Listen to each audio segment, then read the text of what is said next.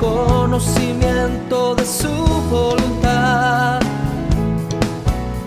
en toda sabiduría y comprensión espiritual.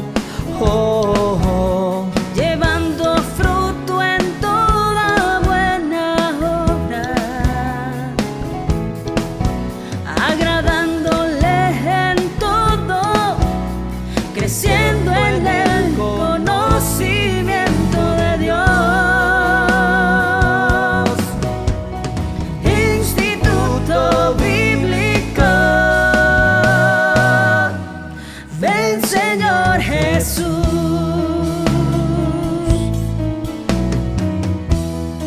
Estableciendo la cultura del reino con la palabra de Dios, instruyendo nuevos discípulos. Instituto Bíblico, ven Señor Jesús. Hola, bendiciones amados hermanos, te saluda el pastor Juan Carlos Lima y qué bueno que te estás conectando una vez más. Estamos ya en la semana número 3, lección número 5 de este hermoso curso titulado Eclesiología. Y vamos a ver el día de hoy, amados hermanos, bastante material que nos va a ayudar a comprender realmente para qué está la iglesia aquí en la tierra. Amén. Pero ¿qué te parece si comenzamos con una oración y le pedimos al Señor su ayuda, su bendición en todo lo que vamos a hacer? Amén. Inclina tu rostro, cierra tus ojos. Vamos a orar. Padre, en el nombre poderoso de Jesús, te queremos dar las gracias, Señor, por tu hermosa palabra. Gracias, Señor, por hablarnos. Y ahora te pedimos, Señor, tu presencia y tu Espíritu Santo en medio de todo lo que vamos a hablar y todo lo que vamos a ver. En el nombre poderoso de Jesús, te lo pedimos, Padre. Amén y amén. Bueno, amados hermanos, hemos estado viendo bastante, ya 4 lecciones acerca de este curso, Eclesiología.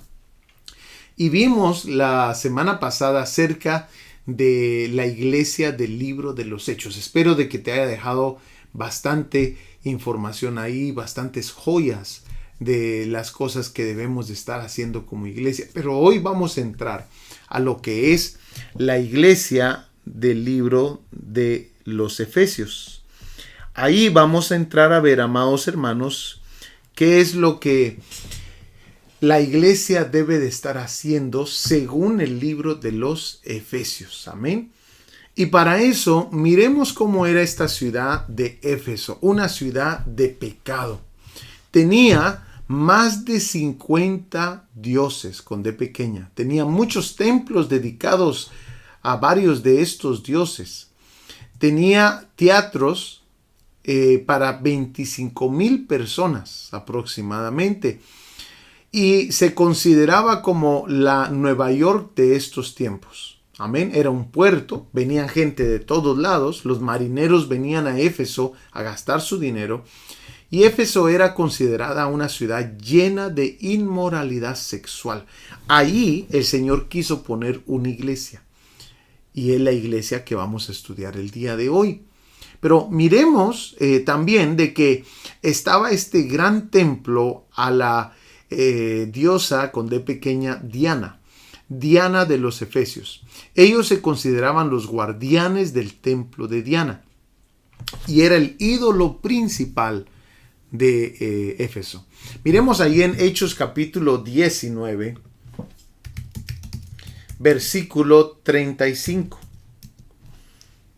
Rápidamente dice así: entonces el escribano, cuando había apaciguado a la multitud, dijo: varones efesios, ¿y quién es el hombre que no sabe que la ciudad de los Efesios es guardiana del templo de la gran diosa Diana y de la imagen venida de Júpiter?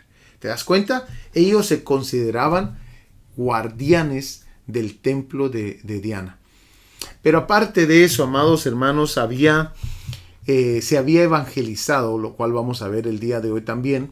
2 años. Pablo fundó esta iglesia y había evangelizado esta iglesia por 2 años y predicó por 3, según capítulo 19 de Hechos, versículo 10. Vayamos rápidamente ahí y miremoslo.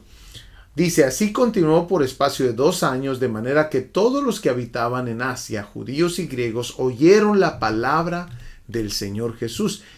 También capítulo 20, versículo 31, dice esto: por tanto, velad, acordándoos que por 3 años, de noche y de día, no he cesado de amonestar con lágrimas a cada uno. Entonces, tenemos información en la palabra de Dios de que Pablo es el fundador de esta iglesia, y los estudiosos creen que la iglesia llegó a unos 20,000 a 40,000 personas y que el pastor llegó a ser Timoteo, el hijo amado de Pablo. Amén, el discípulo de Pablo. Entonces, la iglesia creció. Ahora, también, amados hermanos, sabemos de que esta iglesia era muy popular por sus teatros que tenía con capacidad de hasta 25,000 personas según el Nuevo Diccionario de la Biblia. Y el más grande orgullo de Éfeso era el templo de Diana. Esta diosa era considerada hija de Zeus y hermana gemela de Apolo. Se permitía libertad sexual en su culto. El servicio del templo estaba a cargo de sacerdotes, eunucos y sacerdotisas. La prostitución femenina y masculina se ejercía en sus recintos. O sea, amado hermano, este era un lugar de pecado. Y el Señor tomó la decisión de que aquí se necesitaba una iglesia. Y eso fue lo que ocurrió. Ahora, ¿cómo llegó el evangelio a Éfeso? Miremoslo con un poquito más de detalle. Vayamos ahí, por favor, a lo que es el libro de Hechos, capítulo 19, versículo 5. Dice así: cuando oyeron esto, fueron bautizados en el nombre del Señor Jesús. Y habiéndoles impuesto Pablo las manos, vino sobre ellos el Espíritu Santo, y hablaban en lenguas y profetizaban. Hasta el versículo 7. Eran todos unos 12 hombres. O sea que la iglesia comienza con 12 varones. Amén. A los cuales Pablo les puso las manos, y de esa manera comenzó la iglesia en Éfeso. Qué impresionante, ¿verdad? El Señor usa a un Pablo para ungir a 12 varones, y estos 12 varones juntamente con Pablo comienzan ahora a llevar el evangelio a todo Éfeso, hasta el punto de que toda Asia, como vimos en el versículo anterior, uno de los versículos anteriores, toda Asia había escuchado del mensaje de Jesucristo. Esto fue algo impresionante. Pero Dios hacía ahí en Éfeso milagros impresionantes, amados hermanos. Ahí en el capítulo 19, versículo 11. Vayamos rápidamente ahí unos versículos después. Dice: y hacía Dios milagros extraordinarios por mano de Pablo, de tal manera que aún se llevaban a los enfermos los paños o delantales de su cuerpo, y las enfermedades se iban de ellos, y los espíritus malos salían. Esto fue en Éfeso. El Señor estaba atrayendo a la gente al evangelio de Jesucristo por medio de los grandes milagros que estaban ocurriendo. Para que la Biblia diga milagros extraordinarios, era algo impresionante, hermanos amados, que estaba ocurriendo acá. Y dice el versículo 12, de tal manera que aún se llevaban a los enfermos los paños o delantales de su cuerpo, y las enfermedades se iban de ellos, y los espíritus malos salían. Qué interesante, ¿verdad? También tenemos ahí el capítulo 19, versículo 19. Mira lo que dice en esta versión. Te lo voy a poner en grande. Dice: otros que habían sido brujos traían sus libros de brujería y los quemaban delante de la gente, y el valor de los libros quemados era como de 50,000 monedas de plata. El mensaje del Señor Jesús se anunciaba en más y más lugares, y cada vez más personas creían en él, porque veían el gran poder que tenía. Qué interesante. Entonces, démonos cuenta que esto fue algo que vino a influir en todo Éfeso. La gente, amados hermanos, vio la mano y el poder de Dios por medio de estos milagros y el mensaje que se les estaba llevando. Hasta el punto, amados hermanos, que los mismos brujos dejaban sus viejos caminos y traían los libros de brujería y los quemaban enfrente de todos. Esto fue algo radical que comenzó a ocurrir, algo impresionante que comenzó a ocurrir. Pero ahora, en la epístola a los Efesios, tenemos ahora nosotros 5 cosas que vamos a aprender acerca de ello. Pero entremos a ver esta carta a los Efesios y cómo era la iglesia, cómo la carta a los Efesios dice que la iglesia debería de ser. Que eso es lo que vamos a aprender aquí de esta carta a los Efesios. Vayamos ahí a Efesios capítulo 3. Versículo 3 en adelante. Dice que por revelación me fue dado a conocer el misterio, tal como antes les escribí brevemente, en vista de lo cual, leyendo, podrán entender mi comprensión del misterio de Cristo, que en otras generaciones no se dio a conocer a los hijos de los hombres, como ahora ha sido revelado a sus santos apóstoles y profetas por el Espíritu, a saber que los gentiles son coherederos y miembros del mismo cuerpo, participando igualmente de la promesa en Cristo Jesús mediante el Evangelio. Entonces, se nos está diciendo algo muy importante aquí. Se nos está diciendo que ahora la iglesia se compone de judíos creyentes y gentiles creyentes. Y se nos está diciendo que esto era un misterio, lo cual vimos al principio. Y el misterio no se trata de algo misterioso, como lo vimos al principio de este curso, como sucede en el término castellano, sino aquello que, estando más allá de la posibilidad de ser conocido por medios naturales, solo puede llegarse a saber por revelación divina. O sea, nadie sabía este misterio. Amén. Y la versión Dios habla hoy lo menciona así: el designio secreto es este, que por el Evangelio Dios llama a todas las naciones a participar en Cristo Jesús de la misma herencia, del mismo cuerpo y de la misma promesa que el pueblo de Israel. Esto debe quedarse grabado en nuestros corazones.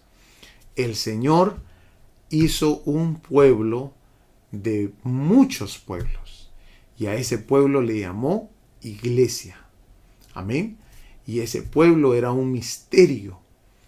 Pero el día de hoy tenemos en el capítulo 3, versículo 10, de este modo, la infinita sabiduría de Dios puede ser dada a conocer ahora por medio de la iglesia a los principados y potestades en los lugares celestiales, conforme al propósito eterno que llevó a cabo en Cristo Jesús nuestro Señor. Amado hermano, ¿cuánto nos acaban de decir? En primer lugar, nos dijeron acá de que hay sabiduría de Dios que está velada a las potestades y a los principados. Por eso dice, de este modo la infinita sabiduría de Dios puede ser dada a conocer. O sea, no se dio a conocer hasta que Dios hizo el vehículo para que se diera a conocer. Y en este caso, Dios buscó el vehículo para hacer conocer esta sabiduría de Dios, que es por medio de la iglesia. Qué impresionante. Ni las potestades ni los principados conocían esto, amados hermanos. Pero también los principados y potestades en los lugares celestiales conforme al propósito eterno. Las potestades y principados en los lugares celestiales estaban ajenos a este misterio. Eso es lo que nos está diciendo ahí. Y el día de hoy, amados hermanos, podemos decir con verdad de que la iglesia no fue el plan B de Dios. Este era un plan eterno, como lo dice ahí, propósito eterno. La iglesia nunca fue el plan B. La iglesia es parte del plan eterno de Dios. Esto es muy importante. Así que nosotros no somos opción B, como no funcionó Israel, entonces ahora meten a la iglesia. No, amado hermano. Siempre estuvimos en el plan. Siempre desde el principio y desde la eternidad ya estaba en el corazón de Dios lo que Él iba a hacer. y este misterio lo iba a revelar a su tiempo. Amén. Entonces, aquí en el libro de a los Efesios nos dan 5 cosas que la iglesia es. Estas 5 cosas son muy diferentes a las que vimos en el libro de los Hechos, y por eso estamos viendo aquí el libro de los Efesios, porque hay 5 joyas, 5 cosas que debemos de conocer acerca de la iglesia. El primero, ve conmigo por favor a Efesios capítulo 1, versículo 22, donde se nos va a enseñar que la iglesia es el cuerpo de Cristo. Dice ahí, y todo lo sometió bajo sus pies, y a él lo dio por cabeza sobre todas las cosas a la iglesia, la cual es su cuerpo, la plenitud de aquel que lo lleva todo en todo. Amados hermanos, esto nos dice muchas cosas, y esto lo vamos a estudiar poquito a poquito porque es de mucha importancia. Nos está diciendo de que la iglesia es el cuerpo de Cristo. Date cuenta. ¿Esto qué significa? Bueno, significa, amados hermanos, que la iglesia, en otros versos nos enseñan que así como un cuerpo tiene muchos miembros y funciones, la iglesia también tiene muchos miembros y distintas funciones, como lo dice Romanos capítulo 12, versículo 4 y 5. Vayamos ahí rápidamente, por favor. Dice así, porque de la manera que en un cuerpo tenemos muchos miembros, pero no todos los miembros tienen la misma función, así nosotros, siendo muchos, somos un cuerpo en Cristo, y todos miembros los unos de los otros. Entonces te das cuenta, así como un cuerpo tiene muchos miembros, el cuerpo humano, también la iglesia tiene muchos miembros y también tiene muchas funciones. Es por eso que dice el versículo 6 acá, de manera que teniendo diferentes dones, según la gracia que nos es dada, si el de profecía, úsese conforme a la medida de fe, o si de servicio, en servir, o el que enseña en la enseñanza, el que exhorta en la exhortación, el que reparte con liberalidad, el que preside con solicitud, el que hace misericordia con alegría.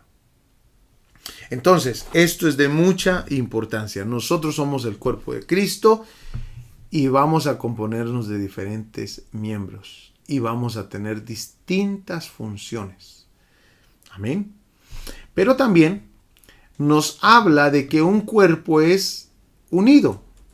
Aunque tiene muchos miembros, es un solo cuerpo. Igualmente, la iglesia debe sentir lo mismo. 1 Corintios, capítulo 12, versículo 25.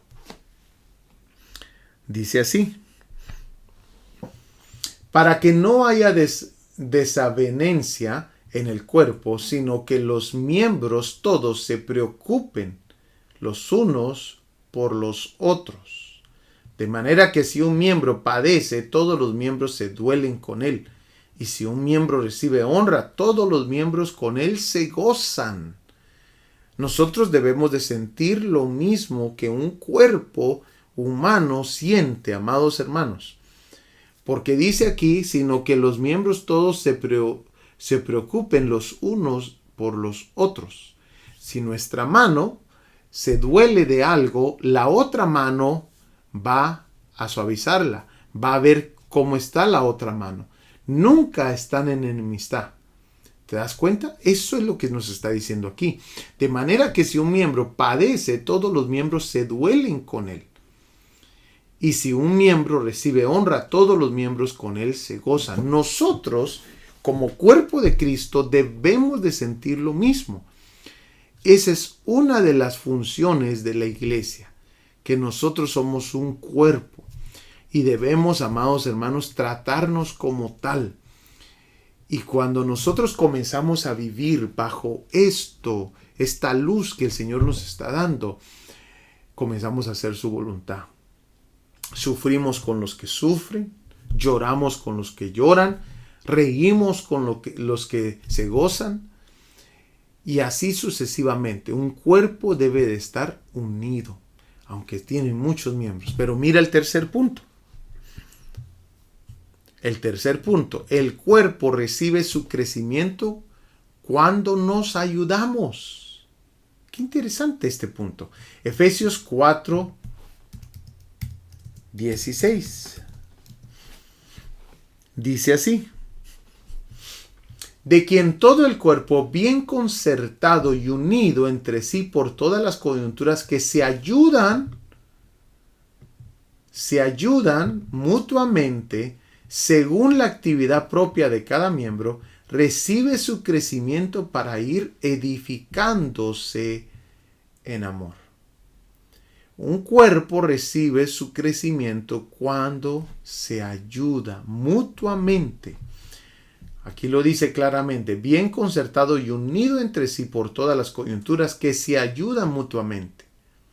Imagínate que de repente, amados hermanos, una parte de tu cuerpo dice, yo ya no voy a caminar, o yo ya no voy a trabajar para ustedes.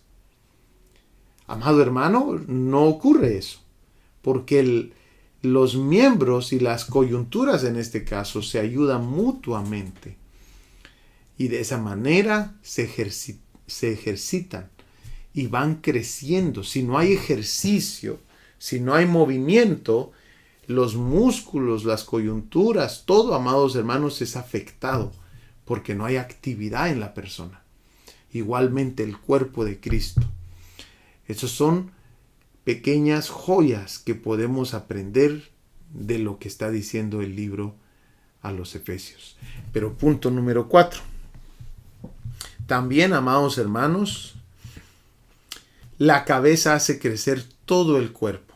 Esto nos lo dice Colosenses capítulo 2, versículo 19. O sea, amado hermano, un cuerpo que no está sujeto a su cabeza no va a crecer. Dice ahí, y no haciéndose de la cabeza, en virtud de quien todo el cuerpo, nutriéndose y uniéndose por las coyunturas y ligamentos, crece en el crecimiento que da Dios. Miremos por favor otra versión para entenderle un poquito mejor.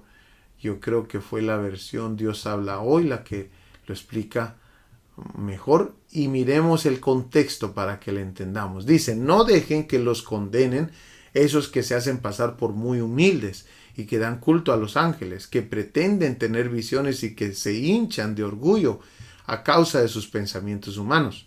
Ellos no están unidos a la cabeza. ¿Te das cuenta? Y aquí nos dice la razón por la cual es importante estar unidos a la cabeza. Dice, la cabeza, la cual hace crecer todo el cuerpo al alimentarlo y unir cada una de sus partes conforme al plan de Dios. Esto es muy importante. La cabeza está ahí para dirigir al cuerpo. La cabeza está ahí también para alimentarlo y para dirigirlo, amados hermanos. Entonces, cuando uno no está unido a la cabeza, hace las cosas como quiere, entonces hay un problema en todo el cuerpo. Amén. Pero no, en este caso, miramos que la iglesia es el cuerpo de Cristo, pero Jesús es la cabeza de ese cuerpo. Y aquí es donde debemos de preguntarnos, ¿estamos nosotros sujetos a la cabeza del cuerpo? Eso es muy importante. Amén. Punto número 2. Vayamos por favor a ver la iglesia. Ya vimos, la iglesia es el cuerpo de Cristo. Ahora vamos a ver que el Efesios también nos dice que la iglesia no solamente es el cuerpo de Cristo, la iglesia es la familia de Dios. Efesios 2:19 nos dice así: así que ya no sois extranjeros ni advenedizos, sino conciudadanos de los santos. ¿Y qué dice? Y miembros de la familia de Dios. Esto es muy importante. Ahora nos van a dar otra figura aquí en el libro de Efesios. La primera es que somos el cuerpo de Cristo. La segunda es que somos la familia de Dios. Esto significa, amados hermanos, que todos tenemos un solo Padre, un mismo Padre, a Dios. Efesios 2:18 dice, porque por medio de Cristo los unos y los otros tenemos nuestra entrada al Padre en un mismo espíritu. Pero no solamente significa que tenemos un mismo Padre. Esta es la razón, porque somos la familia de Dios, es la razón por la cual nos llamamos hermanos, unos a los otros. Es más, el que comienza a llamarnos hermanos es el mismo Jesucristo. Esta palabra hermano se usa unas 160 veces refiriéndose a los cristianos en el Nuevo Testamento. Vayamos allá a Mateo capítulo 23. Ahí te puse algunos otros versículos también, pero vamos a leer el de Mateo. Mateo 23, 8. Mira lo que dice. Pero vosotros no querráis que os llamen rabí, porque uno es vuestro maestro, el Cristo, y todos vosotros sois hermanos. ¿Te das cuenta? El que comienza a llamarnos hermanos es el mismo Señor Jesucristo, que ahí está hablando con sus discípulos. Y todos vosotros sois hermanos. Pero la Biblia también nos muestra de que Jesús es el primogénito entre todos nosotros. Romanos 8:29 dice, porque a los que de antemano conoció también los predestinó a ser hechos conforme a la imagen de su Hijo, para que Él sea el primogénito entre muchos hermanos. O sea, la palabra de Dios también nos llama hermanos de Jesús y nos muestra de que Él es el primogénito entre muchos hermanos, o sea, el hermano mayor. Qué bonito, ¿verdad? La familia de Dios se compone de todo esto que estamos viendo. Pero ahora el punto número 4 nos va a decir ahí en Gálatas 6:10 que debemos hacer bien a todos, en especial a la familia de la fe. Gálatas 6:10 dice, así que entonces hagamos bien a todos según tengamos oportunidad, y especialmente a los de la familia de la fe. Miremos el último punto entonces de este video. Ya vimos que la iglesia es el cuerpo de Cristo, la iglesia es la familia de Dios y la iglesia es el templo de Dios. Efesios capítulo 2 versículo 20 nos dice, están edificados sobre el fundamento de los apóstoles y profetas, siendo Cristo Jesús mismo la piedra angular, en quien todo el edificio bien ajustado va creciendo para ser un templo santo en el Señor. En Cristo también ustedes son juntamente edificados para morada de Dios en el Espíritu. Esto es muy importante. Y conocer esta verdad de que somos el templo de Dios nos va a ayudar mucho en nuestro caminar, amados hermanos. Pero miremos entonces cómo se convierten los cristianos en el templo del Espíritu Santo. Y sabemos, amados hermanos, de que Jesús es el templo del Dios vivo. Según Juan capítulo 2 versículo 19 dice, respondió Jesús y les dijo, destruid este templo y en 3 días lo levantaré. Dijeron luego los judíos, en 46 años fue edificado este templo, y tú en 3 días lo levantarás. ¿Y qué dice ahí? Mas él hablaba del templo de su cuerpo. Ahora mira rápidamente Colosenses 2:9, porque nos dice, porque toda la plenitud de Dios se encuentra visiblemente en Cristo. Y mira lo que dice, y en él Dios los hace experimentar todo su poder. ¿Cómo? En él, en Jesús. Porque nosotros somos el cuerpo de Cristo. Una persona no puede tener todo el poder, toda la plenitud de Dios, pero Cristo sí la tiene. Por eso dice ahí, porque toda la plenitud de Dios se encuentra visiblemente en Cristo. Y el versículo 10, y en él Dios los hace experimentar todo su poder, pues Cristo es cabeza de todos los seres espirituales que tienen poder y autoridad. Colosenses 2:9. Entonces, el Señor Jesús es el templo del Dios vivo y el templo de Herodes en algún momento queda totalmente desierto.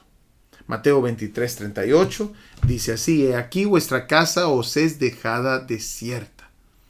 porque os digo que desde ahora no me veréis hasta que digáis bendito el que viene en el nombre del Señor. Da la impresión de que cuando Jesús entraba en el templo de Herodes, la presencia de Dios estaba entrando.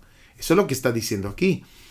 Mateo capítulo 23, versículo 38. Pero queda desierto totalmente ese templo, sin la presencia de Dios ya más.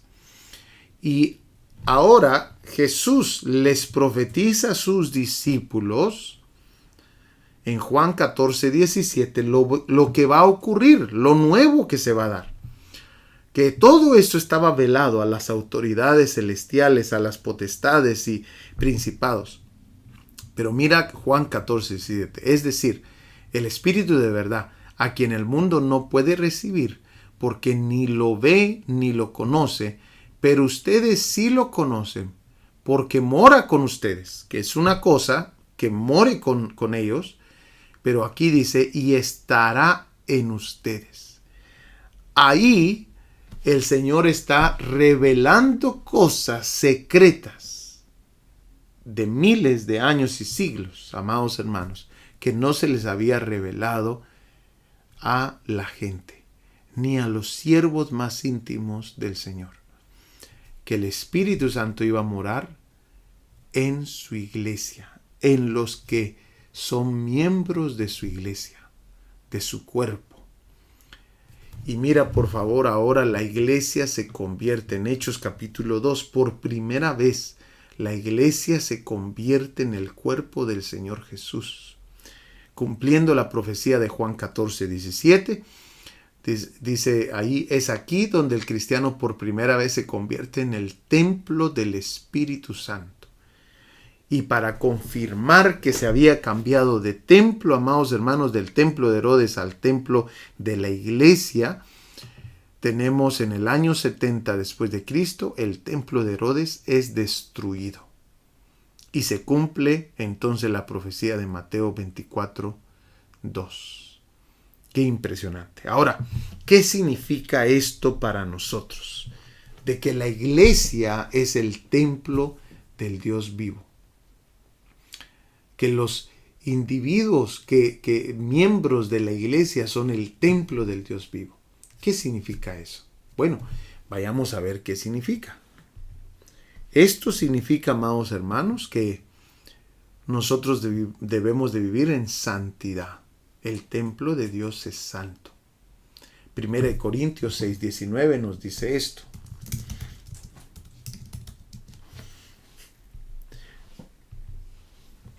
¿O ignoráis que vuestro cuerpo es templo del Espíritu Santo, el cual está en vosotros, el cual tenéis de Dios, y que no sois vuestros? Nosotros somos el templo del Espíritu Santo. ¿Te das cuenta? El templo del Espíritu Santo. Eso significa que nosotros debemos de vivir una vida en santidad. Debemos ahora vivir, como lo puse ahí, una vida en santidad, apartados del pecado. Pero también significa, si la iglesia y el cristiano es el templo del Espíritu Santo, significa que ahora tenemos a alguien interno ayudándonos. Él es nuestro ayudador. Y Él nos va a ayudar de distintas maneras. Mira por favor Romanos capítulo 8, versículo 26. Dice así. Y de igual manera el Espíritu nos ayuda. Amén. Nos ayuda en nuestra debilidad.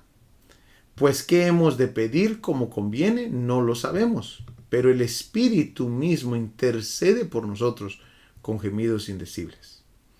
Entonces, el Espíritu ahora se convirtió en la ayuda interna del cristiano. ¿Qué significa esto para nosotros? Significa, amados hermanos, que debemos de tener una relación con el Espíritu Santo que mora en nosotros. Juan 14, 22. Dice así. Le dijo Judas, no el Iscariote: Señor, ¿cómo es que te manifestarás a nosotros y no al mundo? Versículo 23. Respondió Jesús y le dijo: El que me ama, mi palabra guardará, y mi Padre le amará y vendremos a Él. ¿Te das cuenta? Y vendremos a Él y haremos morada con Él. Ahora hay una relación, no solamente con el Espíritu Santo, sino también con el Padre y con el Hijo. Amén. Pero también significa que nunca más estarás solo. En todo tiempo estará allí. No importa en la situación que te encuentres, puedes confiar en Él. Juan capítulo 7, versículo 37. ¿Lo tenemos? En el último y gran día de la fiesta, Jesús se puso en pie y alzó la voz diciendo: si alguno tiene sed, venga a mí y beba. El que cree en mí, como dice la Escritura, de su interior correrán ríos de agua viva. Esto dijo del Espíritu que había de recibir los que creyesen en Él, pues aún no había venido el Espíritu Santo, porque Jesús no había sido glorificado. Y por último, amados hermanos, esto significa que el Espíritu Santo nos va a guiar a toda la verdad. Amén. Ahí en Juan 16:13. Quiero terminar con este versículo y quedar claro que el Espíritu que hemos recibido no es el Espíritu del mundo, sino hemos recibido el Espíritu que viene de Dios. Dice, y nosotros no hemos recibido el Espíritu del mundo, sino el Espíritu que viene de Dios, para que entendamos las cosas que Dios en su bondad nos ha dado. Amados hermanos, hemos llegado al final de esta enseñanza, pero 3 verdades que debemos de tener muy en nuestro corazón. La iglesia es el cuerpo de Cristo, la iglesia es la familia de Dios y la iglesia es el templo de Dios. Debemos de vivir con estas 3 verdades. En el próximo video vamos a ver las últimas 2 y vamos a aprender bastante acerca de esas 2. Amén. Que Dios te bendiga. Te espero para el próximo video. Nos vemos. Saludos. Estableciendo la cultura del reino con la palabra de Dios, instruyendo nuevos discípulos. Instituto Bíblico Ven Señor Jesús.